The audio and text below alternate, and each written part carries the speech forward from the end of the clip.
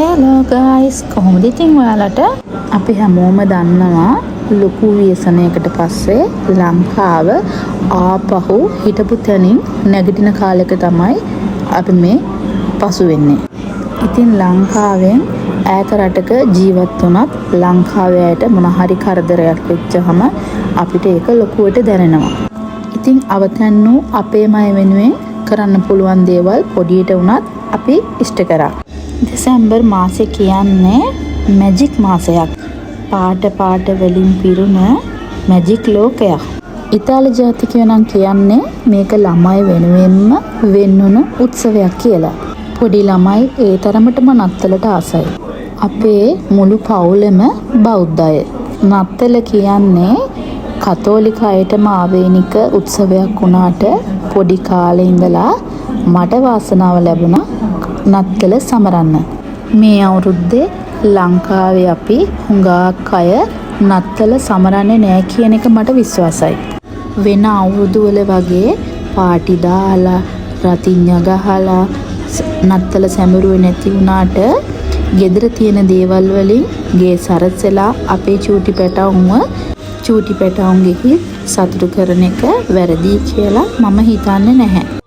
වෙන්න ඕනලේ මේ උත්සව කාලේ පුරාවටත් ඊට පසුවත් තමුන්ගේ ළඟ ඉන්න අසල්වැසියා තමුන්ගේ අවට ඉන්න අය හැමෝම කාලද බීලද සතුටින් කියලා හොයලා බලන්න අමතක කරන්න එපා. ඒක මේ ව්‍යසන කාලයට විතරක් වළංගු දෙයක් නෙමෙයි. ජීවත් වෙද්දී ව්‍යසනයක් වෙන්නම ඕන නැහැ අනිත් අය ගැන හොයලා බලන්න.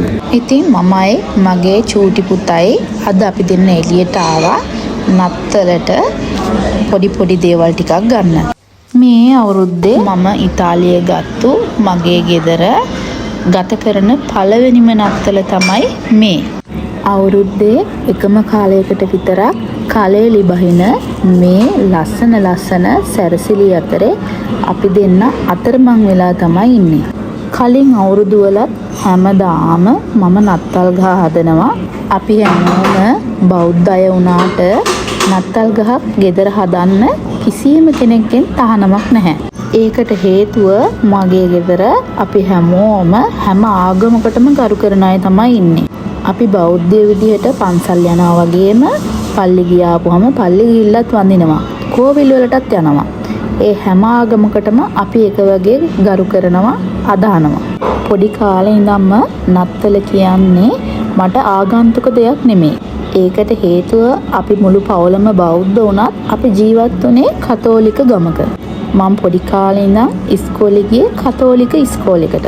අපි පොඩි කාලේ නම් ඇත්තටම නත්තල් ගස් අපේ ගෙවල් වල හදලා නැහැ. ඒ මොකද පොඩි කාලේ අපි හිතාගෙන හිටියේ නත්තල කියන්නේ කතෝලික අයට විතරක් තියෙන උත්සවයක් කියලා. හැබැයි බෞද්ධ වෙච්ච අපි මුළු ගමේම අය නත්තල් ගස් ගවලෙන් හදද්දී ඒ ගෙවල් වලට අපි ගිහිල්ලා බලාගෙන හිටියා. ඒ කාලේ සමහර ගෙවල් වල විතරයි කඩෙන් ගත්තු නත්තල් ගස් තිබ්බේ. නත්තල් ගස් නැති අය කෙරුවේ කස ගහකින් අත්තක් කපන් ඇවිල්ලා නත්තල් ගහ වගේ සරසලා ගෙදරින් තියලා තිබ්බ එක. මට මතකයි ඒ කාලේ හැමෝම කස අත්තක් කපා ගන්න ගියේ අපේ ගමේ තියෙන ඉස්කෝලේට. ඒකට හේතුව තමයි ඉස්කෝලේට ඇතුල් වෙන තැන දිගට තිබ්බා කසගස් පෝලිමක්. අදටත් පුදුම හිතෙනවා ගමේ මිනිස්සු උදේ ඉඳලා එතෙන්ට ගිහිල්ලා ඒ කසගස් වල පොඩි අතුපවා කපලා ගෙවල් වලට අරගෙන එනවා. ඉතින් ඒ මුළු ගමේම මිනිස්සුන්ට ඒ කසගස් ඇති වුණාද කියලා අද මට කල්පනා වෙනවා. ප්ලාස්ටික් නත්තල් ගහක් සල්ලි දීලා ගන්න නැති හින්දා වෙන්න ඇති හුඟක් අය ඒ විදියට කසත්තක් කපාගෙන ඇවිල්ලා ගෙදර ලස්සනට හැඩ කරේ. ඉතින් ගෙවල් අහල පහල යාළුවෝ නත්තල් ගහ හදන්න ලෑස්ති වෙද්දී අපිත් ගිහිල්ලා ඒවට උදව් වෙනවා. අපි ගිහිල්ලා බැලුම් පුම්බනවා, තියෙන සැරසිලි නත්තල් ගහේ එල්ලනවා. ඉතින් ඒ කාලේ මේ තරම් වෛවාරණ නත්තල් සැරසිලි මේ විදියට බඩු තිබ්බේ නැහැ. මේ විදියට වියදම් කරලා ගන්න සල්ලි තිබ්බෙත් නැහැ. හැබැයි ඒ කියලා ඒක ගෙදරක්වත් නත්තල් ගස් හදන්න නැතුව හිටියෙත් නැහැ. තමුන්ට තියෙන විදියට හැමෝම එකතු වෙලා නත්තල සැමරුවා. අහල පහල අසල්වැසියෝ නෑදෑයෝ හැමෝම නත්තලට අනිවාර්යෙන්ම එකතු වුණා. කතෝලිකයෝ ගොඩාක් ඉන්න ගමක බෞද්ධ අපිවත් එකතු කරගන්න එයාලා කවදාවත් අමතක කරේ නෑ. නත්තලට කතෝලික ගෙවල් වලින් උදේට කැවිලි පිඟානක් අරන් එනවා වගේම සිංහල අවුරුද්දට අපේ ගෙදරින් කතෝලික ගෙදරකට කැවිලි පිඟානක් අරන් යන්නත් අමතක කරේ නෑ. ඉතින් අද ලෝකේ පෝසත් කියන රටක ජීවත් වුණාට මට තාමත් ඒ අපේ අර දුප්පත් රටේ දුප්පත්වට සමරපු නත්තල හරියට මතක් වෙනවා. නමුත් මට හිතෙනවා ඒ කාලේ මිනිස්සුන්ට මේ තරම් දේවල් තිබ්බේ නැතුණාට හැමෝම මීට වඩා ගොඩක් සතුටින් හිටියා. තියෙන පොඩි දෙයින් පවා හරි මිනිස්සු ගොඩාරියක් සතුටු වුණා. ජීවිතේ සමහර විශේෂ අවස්ථා තියෙනවා අපිට අපේ අතීතය ආයෙත් මතක් කරලා දෙන. ඉතින් නත්තල කියන්නේ අපිව ඈත අතීතයට අරන් යන උත්සවයක්. බෞද්ධ අපි පවුලේ හැමෝම එකට එකතු වෙලා වෙසක් කූඩු හදනවා වගේ දෙයක් තමයි මේ නත්තල් කාලෙට නත්තල් ගහ හදාලත් බලාපොරොත්තු වෙන්නේ. මේ අවුරුද්ද පුරාම එන එක උත්සව අපේ ජීවිතවලට ලං කරලා දීලා තියෙන්නේ අපේ පවුල් වල තියෙන එකමුතුකම තව තවත් වැඩි කරන්න. ඉතින් මහා ලොකු දේවල් නැති වුණාට පොඩි දේවල් වලින් හරි එකතු වෙලා මේ ජීවිතේ පුංචි මොහොතවල් සමරන්න අමතක කරන්න එපා. මං එහෙම කියන්නේ ඔයා දැන් මේ ගෙවෙන මොහොත ආයේ ඔයා ජීවත් වෙන තුරාට කවදාවත් එන්නේ නැහැ.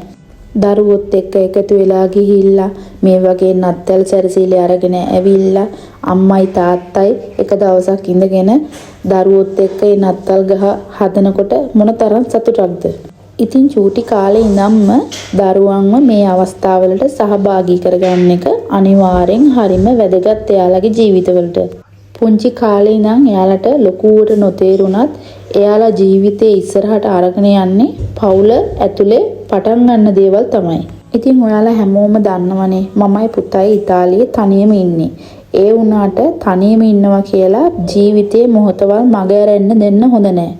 ගිය අවුරුද්ද නම් අපි තුන්දෙනාම ලංකාවේදී එකට නත්තල සැමරුවා. අන්න ඒක තමයි ජීවිතය කියන්නේ.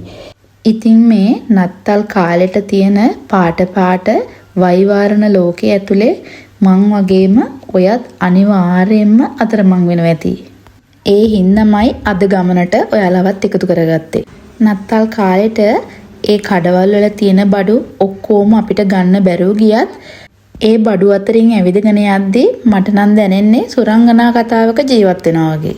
නත්තල් ගහට අවශ්‍ය නත්තල් සැරසිලි ඔක්කොම ගත්තට පස්සේ පුතාට වුණා එයාට වුණ කරන දේවල් ගන්න යන්න.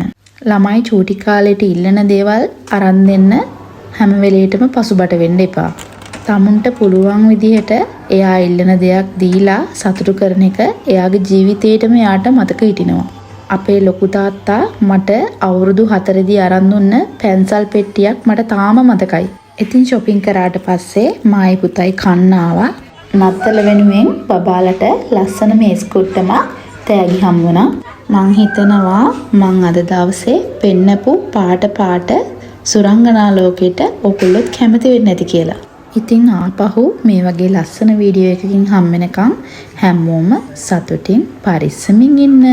ගිහින් එන්නම්. බයි.